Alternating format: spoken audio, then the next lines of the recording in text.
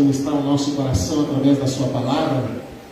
Pai, nós te adoramos e te glorificamos por podermos estar aqui reunidos como igreja. Temos levantado a Ti um altar de adoração através das canções, da adoração. E agora, Pai, nós queremos continuar te adorando através da Tua palavra. E nós pedimos que o Teu Espírito Santo, ó Deus, venha ministrar ao nosso coração. Que o Teu Espírito Santo venha nos dar entendimento. Meu Deus, que tudo aquilo que nos impede de compreender o Evangelho, de receber o Teu Evangelho, possa, Senhor, cair por terra. Abre os nossos ouvidos para que a gente possa ouvir. Arranca as escamas de nossos olhos para que nós possamos ver. Arranca, Senhor, os véus do nosso entendimento para que a gente possa entender a Tua palavra. Em nome de Jesus. Amém. Amém? Amém. Sente aí, querido. Vamos abrir a palavra de Deus no livro, na carta aos Gálatas. Gálatas capítulo 4. E nós queremos falar nessa noite por que é tão difícil consolidar pessoas em Cristo. Por que é mais fácil a gente consolidar uma pessoa dentro de uma denominação, por exemplo? Por que é mais fácil as pessoas elas se firmarem numa denominação do que se firmar em Cristo? Tá, pode estar bom. Glória a Deus. Então vamos lá, devagarinho a gente vai construindo o nosso entendimento. E a gente vai Gálatas 4,19. Está com o volume aqui. Um pouquinho mais só, pastor. Aí tá bom, vou baixar. Amém, obrigado. Gálatas 4,19. Meus filhinhos, por quem de novo sinto as dores de parto, até que Cristo seja formado em vós. Então são palavras do apóstolo Paulo, se dirigindo aos Gálatas. Antes de nós entendermos, antes de nós compreendermos por que o apóstolo Paulo está usando esses termos, está usando essas expressões, se referindo a um processo de conversão, nós precisamos entender. Eu tenho falado sobre consolidar, talvez você não entenda esse termo. O termo consolidar, ele é muito usado pelas denominações evangélicas e ele significa, vamos dizer aqui, o dicionário da língua portuguesa diz que consolidar é tornar sólido, é ficar sólido, solidificar, ficar firme, endurecido, consolidar ideias, tornar resistente. Quando os preceitos estão estabelecidos na mente de tal maneira que não pode ser removido. Então esse termo significa o que, assim, numa forma bem resumida? Consolidar uma pessoa numa denominação significa que ela está tão firmada de maneira que dali ela não vai sair. Isso é consolidar. Então é mais fácil, e é a partir daqui que eu quero falar, é mais fácil você consolidar uma pessoa, firmar uma pessoa numa denominação do que firmar em Cristo. É a mesma coisa? Não é a mesma coisa. É igual? Não é igual. Então a gente quer entender por que é diferente. Então é mais fácil você atrair pessoas para uma denominação e trabalhar para firmar essas pessoas numa denominação do que trabalhar e firmar essas pessoas em Cristo. O processo de consolidar uma pessoa em Cristo, ele é mais demorado, mais difícil, mais complicado, exige muito mais esforço, muito mais empenho, muito mais oração, muito mais dedicação, muito mais de tudo que você possa imaginar, levar uma pessoa a Cristo e consolidar em Cristo, do que consolidar uma pessoa numa denominação evangélica. E o processo é muito simples. Por que é mais fácil trazer uma pessoa para uma denominação evangélica e consolidá-la? Eu participei de um curso há algum tempo atrás, acho que uns 3 anos, 4 anos atrás, e a proposta do curso, ele era um curso de marketing, que foi oferecido gratuitamente, um curso de 2 horas, e depois ele linkava quem quisesse para participar de um grupo VIP e tal, daí pagava milão, e aí recebia mais orientações. Mas o camarada que ofereceu o curso, ele é o responsável pelas contas nas mídias dos maiores pregadores que você possa conhecer, das maiores grupos, bandas evangélicas, gospel, que existe no momento.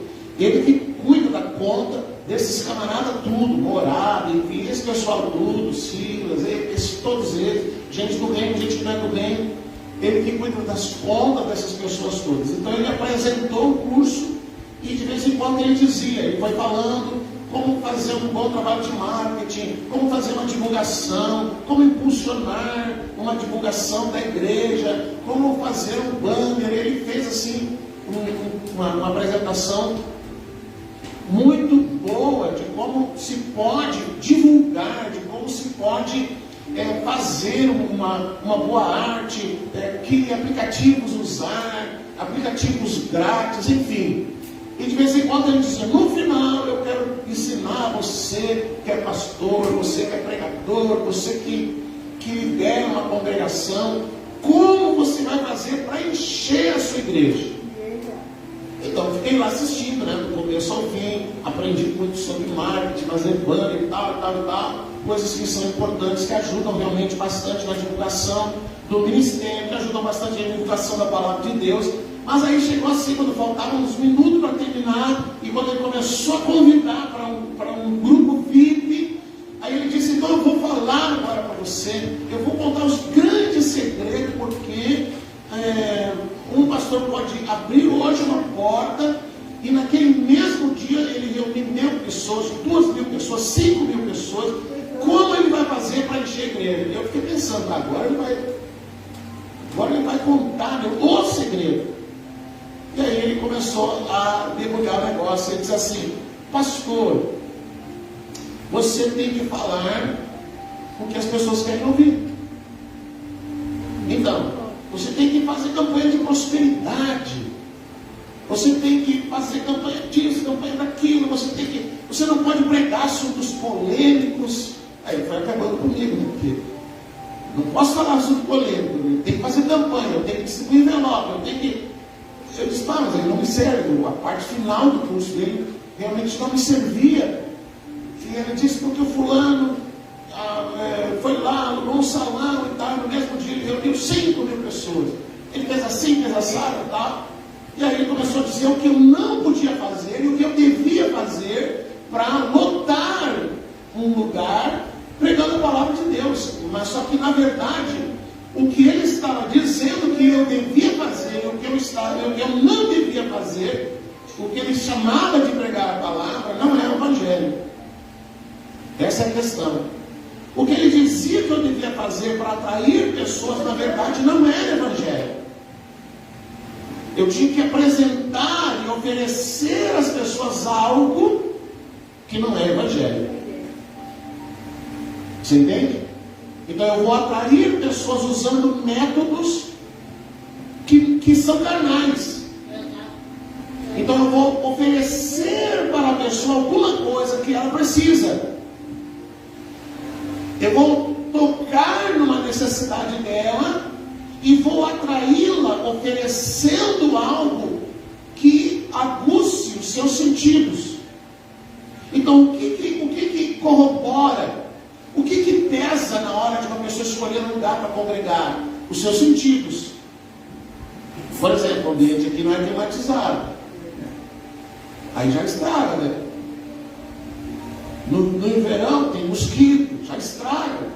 E tem uns mosquitos que ficam assim por cima da roupa. Não adianta vir picar o certinho, ele pega por cima também. Você atrai as pessoas oferecendo a ela algo que está falando da sua necessidade. Então, se eu atrair uma pessoa oferecendo uma campanha, para que eu mantenha essa pessoa ali dentro da casa, eu vou ter que sempre oferecer campanha. Então, todo mês eu tenho que fazer uma campanha diferente. Todo mês eu tenho que ofertar um tipo de campanha que satisfaça uma necessidade daquela pessoa. Eu não preciso necessariamente oferecer Cristo. Esse que é o problema. Então eu tenho que oferecer algo que é da necessidade da pessoa, algo que vai atrair a sua alma. Então, se eu fizer assim, eu vou conseguir atrair pessoas e eu vou conseguir consolidá-las numa denominação. Eu não vou consolidá-las em Cristo, eu vou consolidá-las numa denominação. Então, ela sendo atraída por uma necessidade e sendo oferecida a ela coisas carnais, coisas da alma, ela vai sendo cada vez mais enredada, ela vai sendo conduzida a praticar os rituais necessários para ingressar naquela denominação, e ela poderá chegar a uma denominação, eu não vou dizer chegar a uma igreja, mas ela poderá chegar a uma denominação e nunca ter chegado a Cristo. Você consegue entender? E ela estará ali dentro por anos, sendo servido na sua alma, sendo alimentado na sua alma, e em todo um processo de culto, em toda a liturgia de culto, a sua alma é satisfeita, desde o tipo de canção, o tipo de oração, o tipo de pregação, tudo para tocar na alma. Por que a música Sabor de Mel fez sucesso, explodiu? Nem lembro mais que ano faz, 2012, 2011, sei lá, 2010. Por que ele fez sucesso? Uma música gospel, uma música evangélica, que vendeu milhões e milhões de CDs. E era uma música que falava de quê? Quem sabe? Vingança. Vingança. De raiva, de ira, de Deus pisar no pescoço do cara. Mas era o que vendia. Mas por que vendia? Porque era o que as pessoas queriam ouvir. Porque era o que as pessoas desejavam ouvir. Elas desejavam ouvir que Deus vai pisar naquele que não me ajudou. Se você viu eu sofrendo e não me ajudou, Deus vai te pegar. Por que vendeu? Porque era o que as pessoas queriam ouvir. Então a pessoa entra num ambiente onde a sua alma é alimentada com todo tipo de coisa, até com a pregação, com a palavra. Você vai pregar, você não pode chocar a pessoa, você não pode confrontar a pessoa, você não pode dizer que ela é pecadora, você não pode dizer que a doutrina da perversidade humana, que o homem é pecador desde que nasce. Aí você vai dizer o quê? Você vai falar coisas a menos, você vai diluir de tal forma o Evangelho, você vai açucarar de tal forma o Evangelho, que no final das contas não surtirá efeito. Não vai surtir efeito nenhum, porque ele foi tão diluído, ele foi tão desfeito, que não resolve nada. E é por isso que as pessoas fazem confusão entre unção e emoção, porque a pessoa pensa que chorar é unção, e muitas vezes ela está chorando não porque há uma unção, mas porque ela está emotiva, porque a canção está falando de algo que ela está vivendo, do seu sofrimento, da sua dor, da sua perseguição, de como ela é importante, você é uma raridade, você. Aí a pessoa diz, meu Deus, hoje eles brigaram comigo. Agora eu chego aqui na igreja e alguém começa a cantar a canção de uma raridade. Aí a pessoa fica emotiva. Isso não é unção, porque a canção não fala de Cristo. A canção não edifica. A canção não fortalece o espírito. Ela emociona. Ela toca na alma. Por que nós temos no Brasil 50, 60 milhões de cristãos evangélicos, e lá fora existe mais 50 ou 60 desviados, perdidos, que um dia frequentaram, que um dia estiveram lá, porque estão edificando a sua casa sobre areia. Nós fazíamos evangelismo na madrugada, íamos lá para frente da boate lá, instalava uma mesa e ficava lá a madrugada inteira. Um dia o segurança queria bater em nós. O segurança, pastor Fernando está aí? Eu e os irmãos vieram lá, o fulano lá quer falar com o senhor. A mão do cara, a minha é grande, mas a mão dele, assim, parecia uma raquete. O cara é maior do que eu, tinha que fazer assim para falar com ele. E ele começou a discutir, porque o movimento da boate estava diminuindo. Porque desde que vocês vieram para cá, está diminuindo. Esses caras que têm funcionário aqui, que tem gente que se mantém daqui. Eu disse, mas que culpa eu tenho? E ele foi falando, e aí eu não me lembro, não sei se o Leandro estava aquele dia, mas o Elson acho que estava. Eu sei que tinha um pessoal, os meninos, tudo atrás de mim, fiquei na frente. Esse cara me dá um soco, desaparece, o pastor Fernando, some. E ele foi falando, foi se irritando, foi falando. Aí eu disse, mas o que você quer? Você quer que eu saia daqui? O que você quer fazer? Aí ele olhou para mim e disse assim, eu não posso dizer o que o senhor tem que fazer, porque eu sei que o senhor é o homem de Deus, então não posso fazer nada contra o senhor. E ficou ali quase uma hora, você estava lá, Sandra? E foi, daí ele se acalmou e tal. Eu disse, Senhor, eu vou orar por ti, vai te encontrar com Jesus. Ele disse, eu conheço porque minha oração, eu estou emocionado.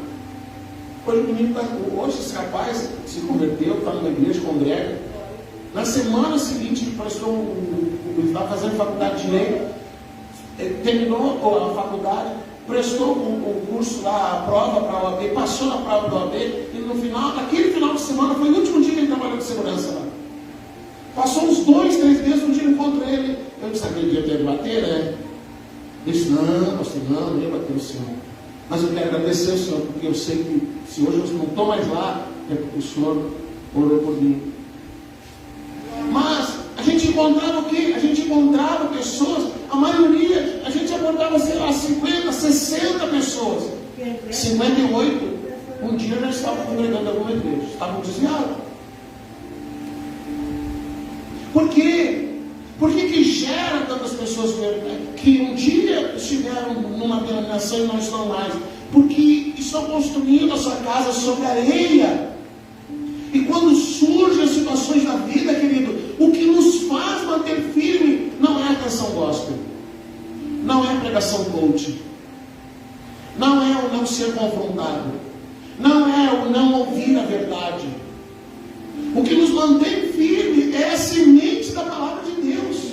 O que nos faz suportar os embates da vida é a palavra de Deus, é a semente da palavra de Deus. Que as Sagradas Escrituras, ela nos diz assim, ó, você come isso aqui. Aí ele come. Aí o profeta diz lá, na boca é bem doce. Mas aí quando desce, ficou amargo. Porque o Evangelho é isso mesmo. É doce quando é para ser doce, mas quando é para ser amargo, irmão, isso dói mesmo. Ele vem e nos arrebenta, ele vem e mexe com a nossa estrutura, ele vem e arranca uma capa, arranca um véu que foi colocado em nós pela religião. E aí quando a gente se depara com a realidade do que a gente é realmente, que a gente não é a florzinha de Jesus, a gente não é a realidade, a gente não é nada daquilo que se ouviu uma vida inteira, e que a gente é pecador e que a gente precisa de Cristo. Quando a gente se depara com isso, a gente chega à conclusão que chegou o apóstolo Paulo: Jesus veio salvar os pecadores e o principal sou eu. Eu sou o principal dos pecadores. Enquanto que dentro de uma denominação, a pessoa constantemente é regada com a seguinte frase: você é o cara, você nasceu para vencer, você é campeão, você é o vencedor, Deus vai te dar asa e você vai voar, você é o cara, você é o cara, você é o cara. E aí um dia, diante dos problemas da vida, a pessoa descobre que ela não é o cara, que ele não é o campeão, que ele não vai voar. Caiu a casa. A casa caiu. Ela foi consolidada numa denominação, mas nunca chegou a Cristo. Então é mais fácil. Era muito mais fácil. Eu fiquei 38 anos pastor denominacional por 38 anos.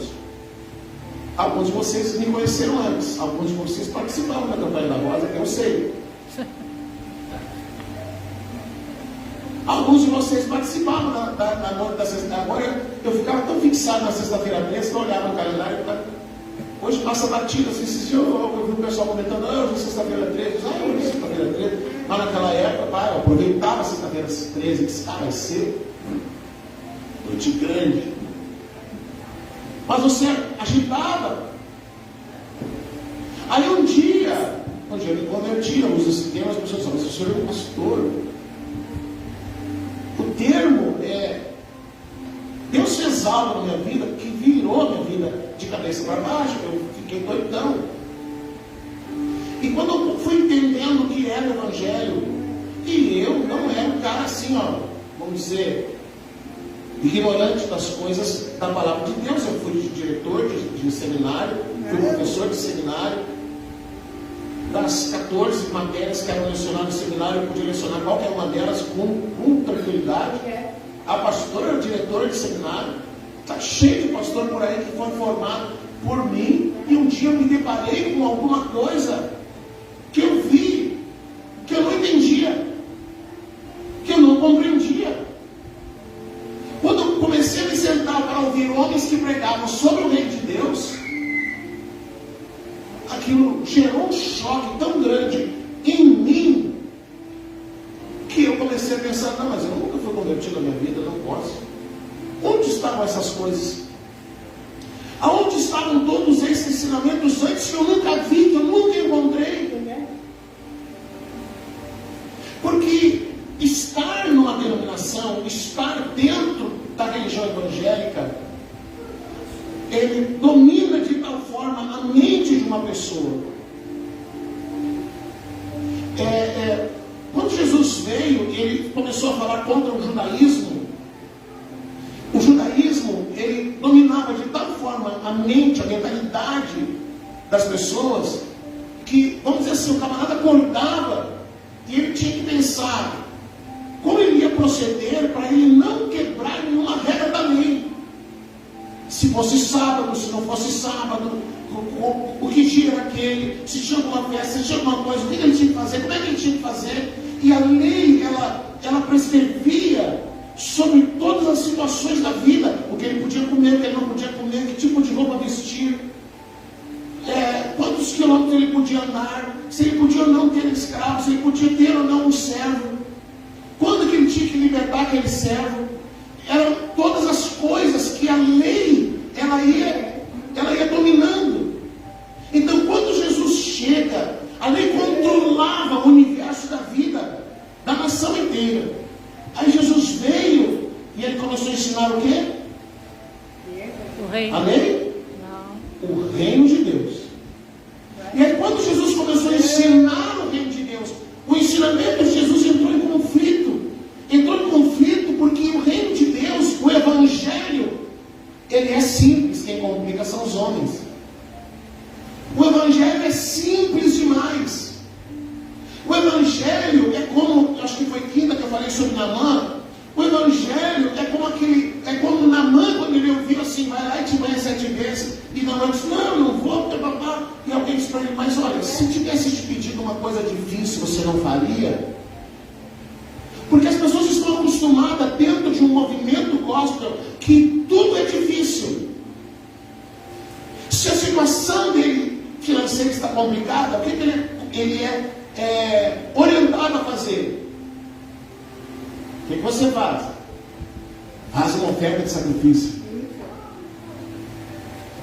Se não resolver, faça de novo. E se não resolver, você não teve fé. Você está entendendo? Aí vem Jesus e ele começa a ensinar algo que é simples. O Evangelho é simples. Mas a religião coloca para dentro da pessoa tantos ensinamentos distorcidos, banhados em heresia, que quando alguém ouve o Evangelho, a pessoa tem dificuldade de processar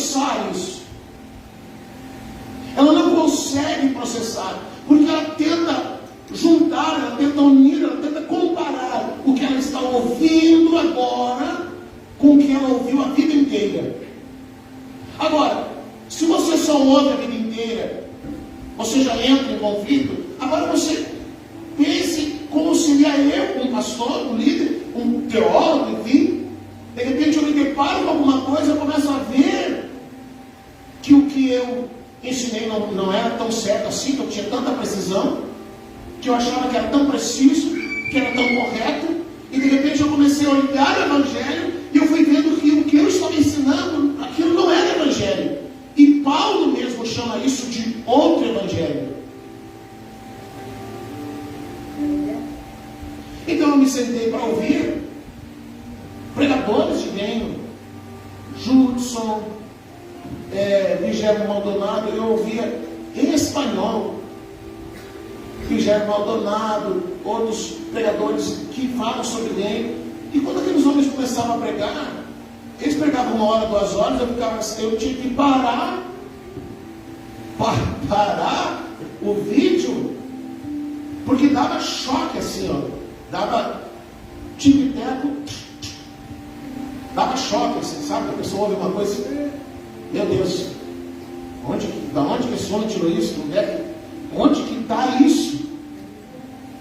E às vezes eu precisava ouvir uma mesma pregação 3, 4, 5 vezes, e até hoje eu aconselho alguém que está sendo introduzido no reino de Deus, senta lá e assiste a mesma mensagem 4, 5 vezes, pega um caderno, anota, e vai anotando, e vai anotando, e vai anotando, e vai anotando. Se você não entendeu, ouve de novo, e ouve de novo, e ouve de novo, porque para que o Evangelho entre, para que o reino de Deus entre, a religião tem que sair. Precisa tirar aquilo que a religião colocou para dentro, e as raízes estão entranhadas na nossa mente, no nosso pensamento, no nosso coração. Por exemplo, você precisa fazer uma campanha de quebra de maldição. Tem que fazer uma campanha de quebra de maldição, por isso. Aí Jesus, a palavra dele diz assim, ó, que Cristo se fez maldição por nós na cruz do Calvário. Maldito aquele que for pendurado no madeiro. Ele se fez maldição por nós.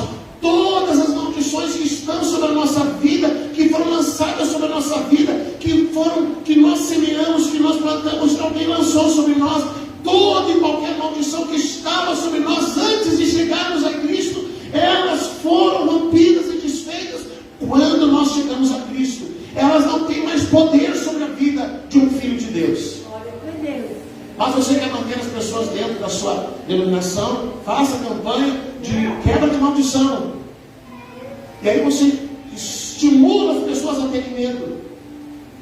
Não toca no ungido do Senhor, olha a maldição.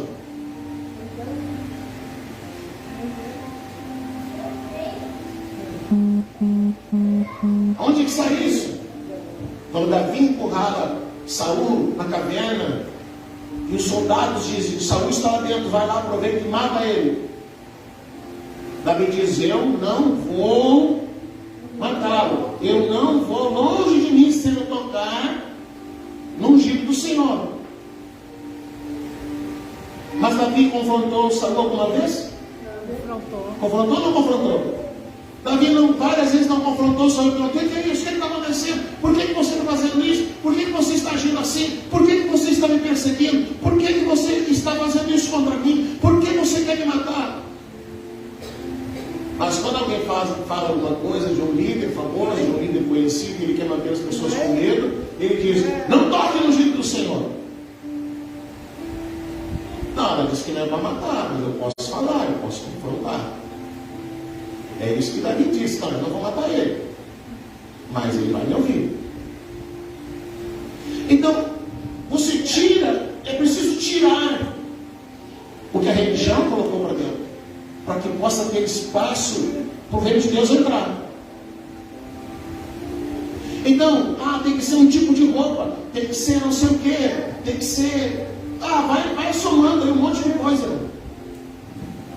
Pastor tem que ser terno, pastor tem que ser gravata, pastor, você entende?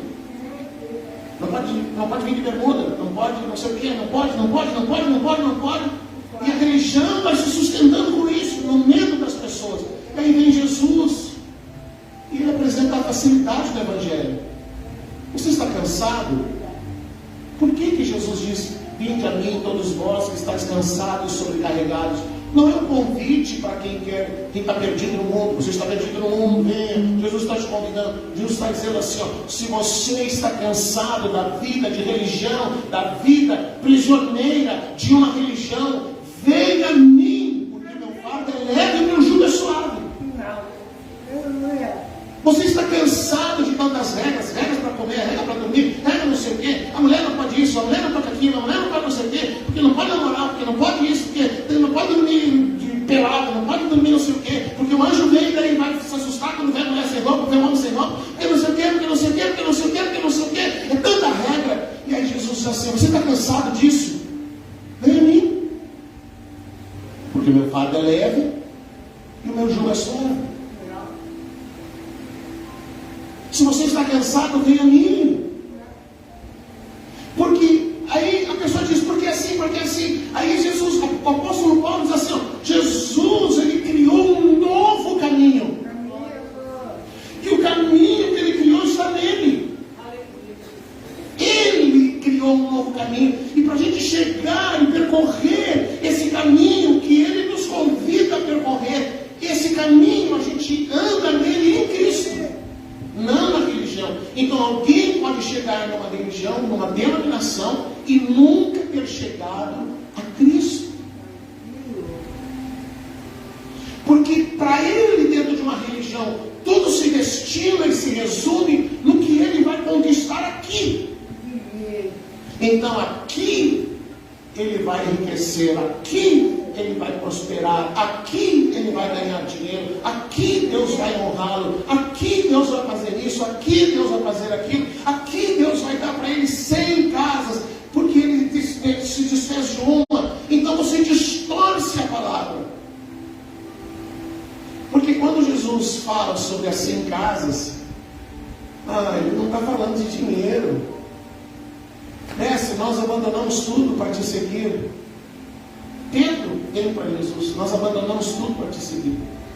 E aí Jesus diz, não se preocupe, Pedro, porque aquele que por acaso deixar casa, mãe, pai, filho, heranças por minha causa, vai receber 100 vezes mais aqui e lá na eternidade. Mas Jesus não está dizendo assim, Pedro, você abandonou uma casa, sei lá, que vale 50 mil, tu vai ter 100 casas, você vai ser dono de um condomínio. Não é isso que Jesus está falando. Do que Jesus está falando? Eu saí de casa, ia completar 19 anos, saí para abraçar o ministério, já pastor desde os 17. Para mim ingressar no ministério, meu pai fez a minha emancipação. Com 17 anos eu fui legalmente tornado adulto. Eu já casado, mas se eu quisesse. E aí eu saí para o ministério com 19 anos, deixei pai, mãe, deixei irmãos, família, 9 pessoas na casa. Mas aí quando Jesus disse que eu vou dar 100 vezes mais, eu vivi em muitos lugares, morei em muitas cidades, mas nos lugares onde eu vivi, Deus colocou senhoras, mulheres que cuidavam de mim como se eu fosse o seu filho, mulheres que me tratavam como seu filho. E eu posso dizer que Deus me deu 100 mães. Mulheres que traziam pães para mim comer, que cuidavam das minhas roupas, que me providenciavam roupa de inverno no inverno, que cuidavam de mim como se fosse filho. Homens que cuidavam de mim como se fosse pai. Teve homens que eu conheci fora de casa, que me cuidaram de mim e da minha família como se fosse meu pai. Teve um homem numa cidade que nós vivemos, que ele disse assim para mim, pastor, eu vou construir uma casa para o senhor, enquanto o senhor viver nessa cidade, a casa é sua. O senhor não paga nada, não paga imposto, o senhor só paga a água e a luz. Meu pai nunca fez uma casa para mim, mas aquele homem construiu uma casa para mim morar. E nós vivemos naquela casa, e cada vez que ele ia construir, ele me chamava. Que material que o senhor quer que ponha? Que tipo de fechadura o senhor quer? Eu fui um dia comprar, tinha autorização para ir na loja de material de construção e pegar o que eu quisesse. E eu assinava. Um dia eu fui lá e ele pediu para mim comprar as fechaduras, as coisas de porta. Eu fui lá e comprei material simples. E entreguei para ele me chamou, vem cá. Por que o senhor comprou isso aqui?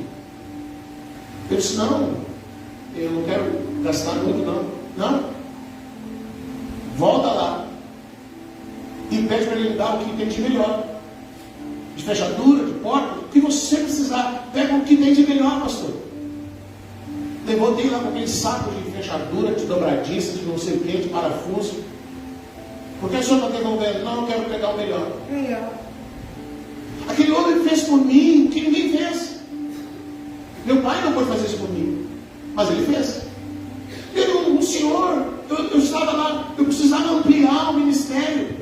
E eu tinha uma moto que eu tinha comprado por consórcio. E aí eu disse que nós precisamos de um carro. E esse homem tinha uma oficina mecânica muito conhecida. E ele disse assim para mim, se o senhor for comprar carro, o senhor traz aqui para o meu mecânico ver. Daí cada vez que eu chegava lá com o carro, ele dizia, devolve. Ele nem olhava, ele dizia, devolve, pastor. Aí um dia eu cheguei parceiro com um Passat lá. O mecânico entrou embaixo assim, tá podre, isso aqui vai lá 3 vezes, é partido dele. Ele disse, pastor, devolve lá. Vamos lá no escritório. Eu sentei lá no gabinete dele, no escritório, e ele disse para mim, por que o senhor não compra um carro novo? Eu disse, não tem condições de pagar um carro novo. Ah, por que o senhor não faz isso, não faz aquilo? Eu disse, não tem condições. O negócio que eu vou fazer, eu vou entregar minha moto e vou pegar um carro. Na mão, assim, um na outra. Daí ele disse, não, se não. Eu vou comprar um carro do senhor. Eu disse, o quê? Eu vou comprar um carro do senhor. O senhor volta aqui de tarde. Aí cheguei em casa de moto, a pastora disse, cadê o carro? Salomão ela disse que era para me devolver. Aí nós vamos ficar sem carro? Não, ele disse para me dar o carro. Eu, tá. Senão ele vai me dar o carro. Voltei de tarde. Chegou lá de tarde, ele disse, procurei todos os concessionários daqui da região. Eu só consegui um Uno Mille. E lá eles diziam que o Uno Mille era bucho, um carro duro para andar, não sei o quê. O senhor se incomoda que seja o Uno Mille? Zero. Eu disse, não me incomodo não. Não incomodo não. Aí eu só consegui um preto. Tem algum problema? Eu disse, não. Não tem problema não. Então eu já comprei. Tal dia chega. Quando chegar eu lhe aviso. Sei lá quantos dias levou, dando dinheiro e me ligaram, o senhor tem que vir aqui na concessionária e tal, para buscar o carro. Eu fui buscar o carro na concessionária. O que eu estou dizendo com isso? Deus colocou no meu caminho pessoas que cuidaram de mim como se fosse meu pai, como se fosse minha mãe, como se fossem meus irmãos. É isso que Jesus está falando. Por conta de um ministério denominacional, eu vivi longe da minha família, mas Deus colocou pessoas no meu caminho que eram como minha família, que cuidaram de mim como minha família, como se fosse minha família. Você entende? Então quando a gente se depara com o Evangelho, ele acontece isso mesmo, a gente começa a entrar em parafuso. E aí Deus precisa tirar o que a religião colocou para dentro de nós. Todas as crendices, todos os medos, tudo aquilo que é religiosidade, tudo aquilo que não é evangelho. E aí você pega tudo isso, irmão, põe num saco de lixo, põe fora. Porque isso não serve, não é evangelho. É fácil consolidar uma pessoa dentro de uma denominação. Agora, se você for consolidar uma pessoa em Cristo, aí é difícil. O que diz o apóstolo Paulo? Meus filhinhos, porque de novo sinto as dores de parto, até que Cristo seja formado em vós. Jesus, ele falou para Nicodemos sobre o novo nascimento. Jesus está dizendo para Nicodemos, uma pessoa para chegar a Deus precisa nascer de novo. Se precisa nascer, tem que ter parto. Amém? Amém. Tudo que nasce passa por um processo de parto. E tudo que nasce, muitas vezes vai acontecer da mãe, da mulher, ir ao hospital com dores de parto, com contrações violentas, Aí chega lá, não tem dilatação, não vai nascer ainda. Volta lá, mas ela está sentindo as dores de parto. Ela está sentindo as dores, até que chega um dia em que vai, e aí a dor é horrível. Começa a acontecer um processo de dilatação, e é como se os ossos todos quebrassem na bacia, tudo vai se dilatando para nascer uma criança. Paulo diz para os Gálatas assim, ó, uma vez, é isso que Paulo está querendo dizer, uma vez eu sofri para levar vocês a Cristo. Uma vez eu já sofri dores de parto para levar vocês a Cristo, para tirá-los do judaísmo, para tirá-los de uma mentalidade religiosa, para introduzi-los no reino de Deus, para introduzi-los no Evangelho. Eu sofri, diz Paulo, e o sofrimento que eu vivi para gerar vocês em Cristo é tão grande que eu comparo as dores de parto. Então Paulo diz para eles, vocês, Gálatas, meus filhos, porque de novo, por que ele diz de novo? Porque depois deles terem andado em Cristo, depois deles terem conhecido a Cristo, depois deles terem bebido da água do reino de Deus, depois deles terem mergulhado no entendimento das coisas de Deus, eles voltaram para o judaísmo. Jesus conta uma parábola de um rei que foi para a guerra. E ele diz, um rei foi para a guerra.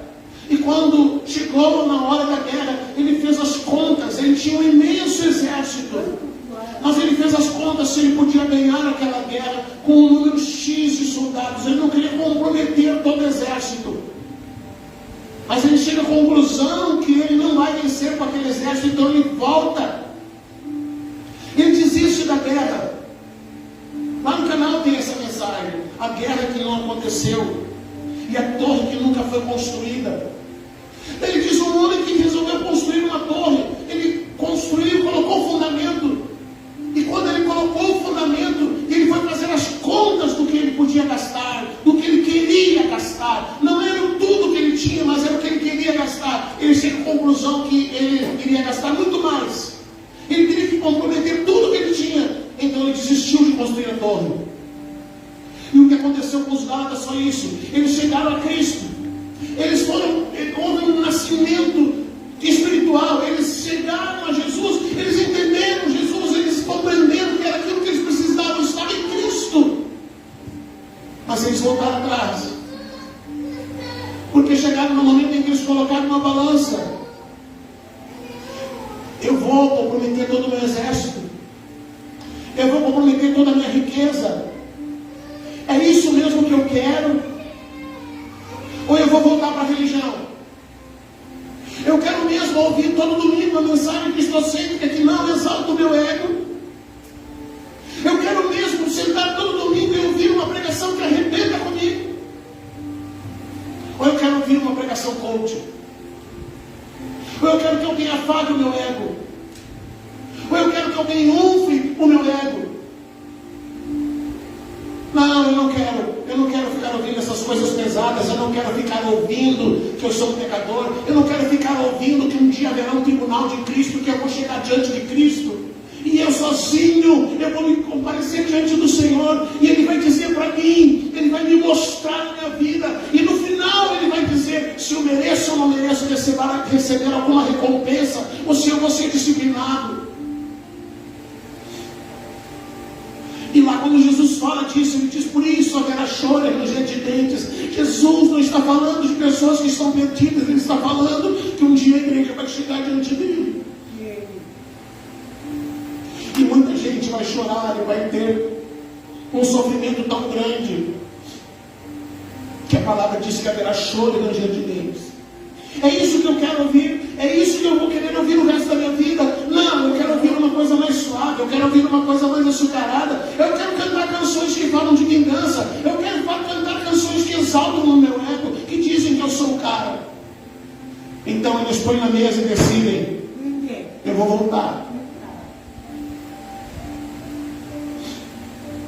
É o povo de Israel andando no deserto, eles dizem: eu tenho saudades da cebola que comia no Egito. Eu tenho saudade dos melões que comia no Egito. Era um escravo. Trabalhavam tipo um bicho. Os seus filhos eram jogados no rio para servir de alimento para crocodilo, mas eles tinham saudade do Egito. E muitas pessoas têm saudade da religião. Era mais fácil ser um pregador denominacional, mas aí Jesus escolheu tudo. Então eles me chamaram e disseram: você está fora da visão da denominação. Você desaprendeu tudo.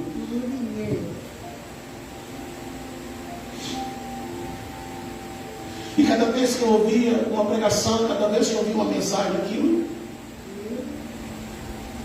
era difícil de processar, porque a gente tenta processar as coisas do Espírito, as coisas do Evangelho na nossa mentalidade humana, e as coisas do Evangelho, as coisas de Cristo são, primeiro, precisam ser processadas no nosso Espírito. Por isso que a palavra fala que a gente precisa mudar a mente. Por isso que a palavra diz que a gente tem que ter a mente de Cristo. A religião causa uma distrofia na mente de uma pessoa. Ela tem dificuldade de entender o Evangelho, porque ela está acostumada a ouvir coisas que são exageradas, que não são verdade. Então, quando ela ouve que ela não precisa fazer uma campanha de quebra de maldição, que ela precisa ir a Cristo. O fulano me amaldiçoou, o fulano fez tal coisa para mim. Deixa vazia, querido. Deus não dorme, Ele cuida de você. Você não precisa temer o homem. Você não precisa temer o homem, você precisa temer a Deus. Mas alguém vai me fazer mal, deixa fazer. É que nem disseram os meninos quando foram chamados para o problema: você vai ser colocado na fornalha, deixa matar. Se Deus quiser matar a gente, Ele mata. Se Deus quiser nos livrar, Ele nos livra.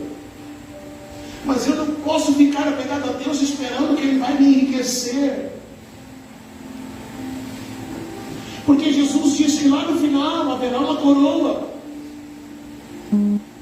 A minha recompensa no final será uma coroa. E João, ele anteviu que quando chegar no dia, a gente vai receber uma coroa. E os 24 anciãos que falam de uma totalidade, eles chegam diante de Cristo, eles tiram a coroa. Minha coroa que eu vou ganhar vai ficar comigo. Eu vou tirar e colocar os pés do Senhor. O Evangelho, o símbolo do Evangelho é a cruz, não é uma escada, não é uma cama, é uma cruz. Lá no final tem uma coroa me esperando, mas aqui nessa caminhada, Jesus nos oferece uma cruz. Jesus nos oferece uma cruz. E Ele nos diz: você quer me seguir? Você quer me seguir? Tome a sua cruz. Tome a sua cruz e me siga. Eu não sou obrigado a seguir Jesus. Eu não sou obrigado a ser um pastor que prega o Evangelho do Reino. Eu não sou obrigado a ser alguém fora da curva, um maluco. Já fui chamado de herege. Eu não sou obrigado a isso, mas eu não posso pregar outra coisa senão isso.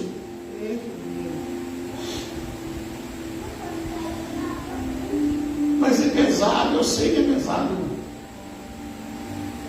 Para mim é pesado.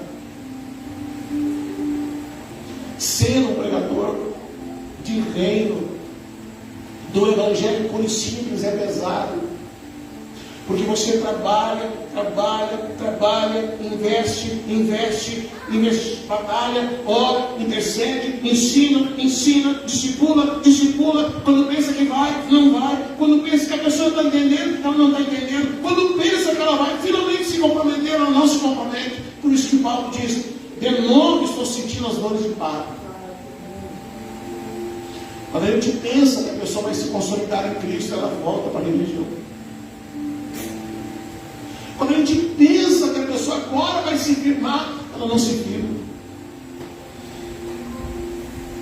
você olha para Jesus, com 3 anos e meio de ministério, quantos no final ficaram com ele? Quantos? Depois de 3 anos e meio. Você não sabe? 12. Um morreu. Um se matou, era o filho da perdição. Ficou 11. 3 anos e meio. 11. Você lembra? Tinha os 12, tinha os 70, tinha não sei o quê, tinha a multidão. Mas na hora do vamos ver, na hora do vamos ver, na hora do pega para capar, na hora de... Aí, queridos, fica a minoria. Ficaram 12. Se Jesus, com 3 anos e meio, Jesus era o cara. Jesus era o top da galáxia. 3 anos e meio ali, ó, todo dia, 24 horas do dia, aqueles homens ficavam com Jesus. Dormiam na minha casa, comendo essa comida, andavam com ele, viajavam com ele, 24 horas do dia. 3 anos e meio ali, todo dia, ministrando, ensinando. 3 anos e meio depois, vamos para a formatura. Quem vai se formar? Dos 12, 11. Não se perdeu. Se Jesus trabalhou 3 anos e meio, conseguiu levar 11, depois se colocaram na tia, ficou 12, então se eu conseguir 1, 2, uma vida inteira, amém, bom. Você entende? Eu entendi que pregar o Evangelho do Reino, a gente não fica rico. A gente não enriquece pregando o Evangelho do Reino. A gente enriquece pregando o outro Evangelho. Do Reino não.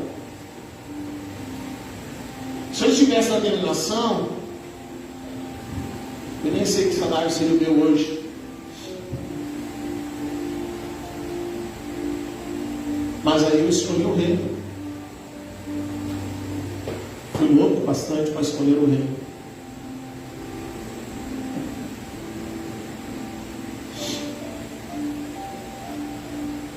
Amém. Vamos viver o Reino. Alguém, tem um pessoal que fala às vezes, que conversa com a minha filha, e eles dizem para ela assim: o pai da Isabel é o único pastor dessa cidade que não é rico.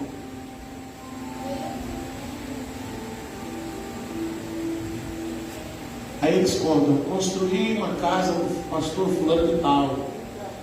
O cara chegava aqui na segunda, porque no domingo ele arrecadava toda a oferta dos irmãos. Ele chegava aqui na segunda com um saco de dinheiro e jogava em cima da mesa assim, para pagar as coisas da obra da casa de luxo, de alto padrão, que ele estava construindo para dar de presente para a filha. Os pais da Isabel concorreu a vereador, fez 200 votos. Se ele tivesse vindo de novo, ele podia estar até hoje sendo vereador. Mas ele não quis.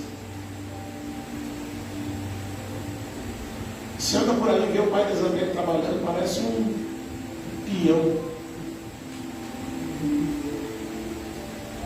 Mas eu durmo bem toda noite. Eu não tenho peso na consciência de nada. Eu não engano ninguém, eu não minto para ninguém. Eu não iludo o cliente. Não enrolo o cliente. Não exploro o cliente. Eu atendi uma senhora, o serviço que eu fiz para ela, R$150. Passou umas 2 semanas, 3, sei lá, ela me chamou de novo. E aí ela disse: só vai pagar. Mas eu não tinha dito quanto era aquele outro serviço. Ela foi lá, fez um cheque, me deu R$150. Eu disse: mas quem me disse que era esse valor? Não, porque da outra vez o senhor veio aqui. Eu disse: mas outra vez era outro serviço. Esse serviço que eu fiz agora é R$60. Só pode pegar o seu cheque. Mas como? O senhor fez aqui, estava assim. Eu disse: fiz, mas nada de serviço. É R$60. E ela disse: ainda tem gente honesta. Eu podia ter feito de sonso, de pateta, desperto, que tem que ser 150 reais e pagar uma conta minha, comer um lanche, levar a mulher para uma pizzaria, e almoçar no Lessorelli, lá no Vacacaí, comer um baú aberto, um prato, e ficar feito de bobo. Mas eu não posso. Paulo diz: é difícil consolidar uma pessoa em Cristo. Se você já tentou levar uma pessoa para Cristo, você sabe o que eu estou falando. Se você lembra como era levar uma pessoa para a denominação, você sabe o que eu estou falando. Era bem fácil, né? Vai ter campanha da Rosa agora em maio. Que eles lotaram a igreja, 800 pessoas. Convide para uma pessoa ir para um culto onde o único atrativo é Deus, para ver o que ela vai dizer para você. É difícil. Mas nós somos chamados para isso. Amém. Para levar as pessoas a Cristo. Para anunciar o Evangelho. Amém? Vamos ficar de pé? Vamos orar? Chega perto das pessoas da sua família. Nós vamos orar. Ah, Jesus, Deus amado, grande Tu és, Pai. Chega pertinho das pessoas da sua família. Aleluia. Oh Pai, Teu nome é grande, Senhor. Tu és digno. Há um rio fluindo neste lugar. Há um rio fluindo neste lugar. Aleluia, Pai. Bendito é Teu nome, Jesus.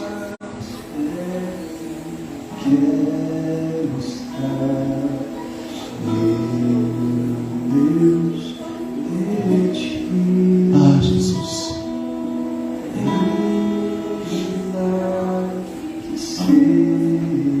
Senhor, nós estamos convidados a tantas coisas. O Senhor nos convida a trilhar um caminho. O Senhor nos convida a trilhar um caminho. O Senhor nos convida a tomar uma cruz. O Senhor nos convida a abraçar o Teu Evangelho,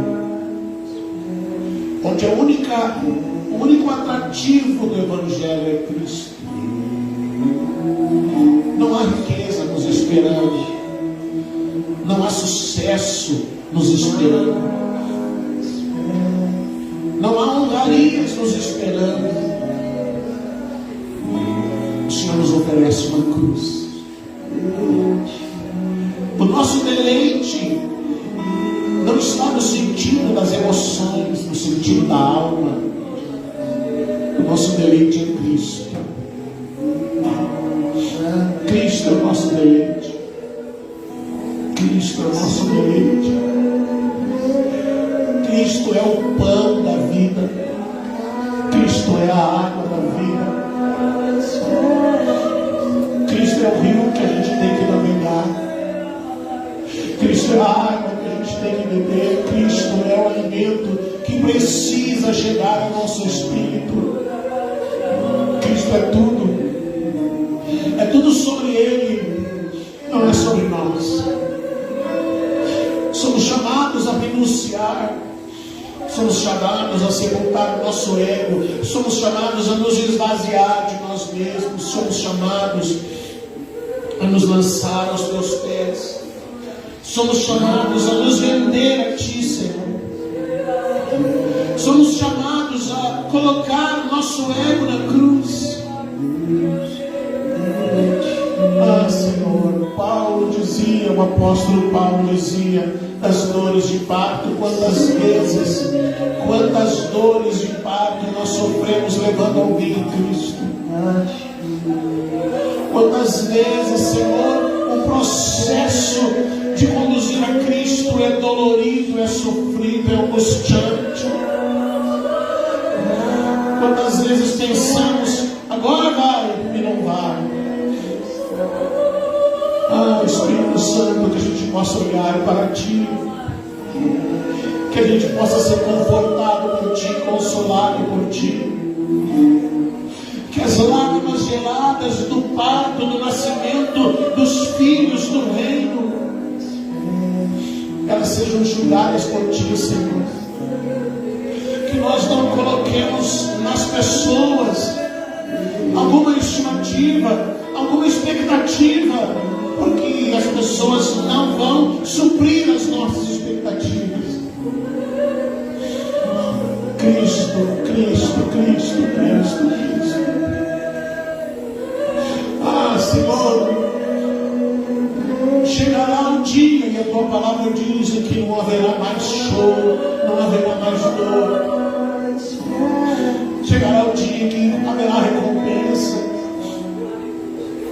Mas a nossa recompensa não é aqui, Senhor. A nossa recompensa é lá na eternidade.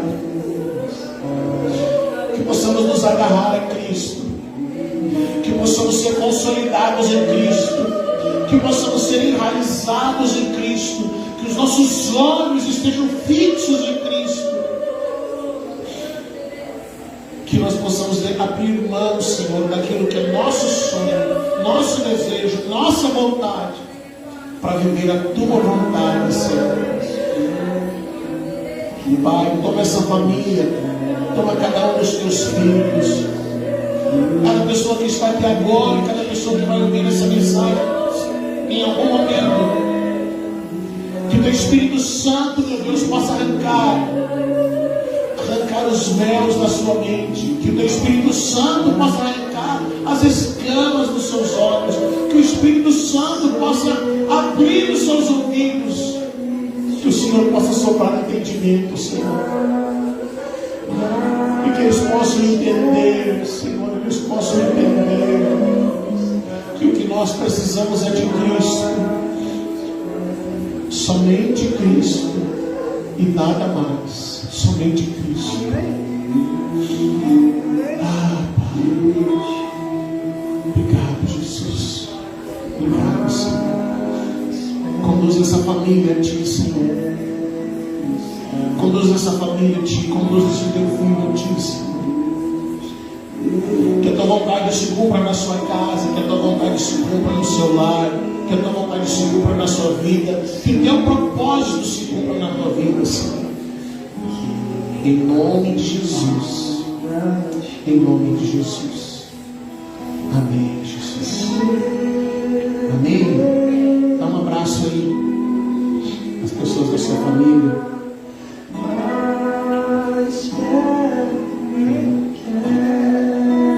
Glória a Deus. Obrigado, Jesus. Senta aí, querido. Obrigado para você que está aí online. Deus te abençoe.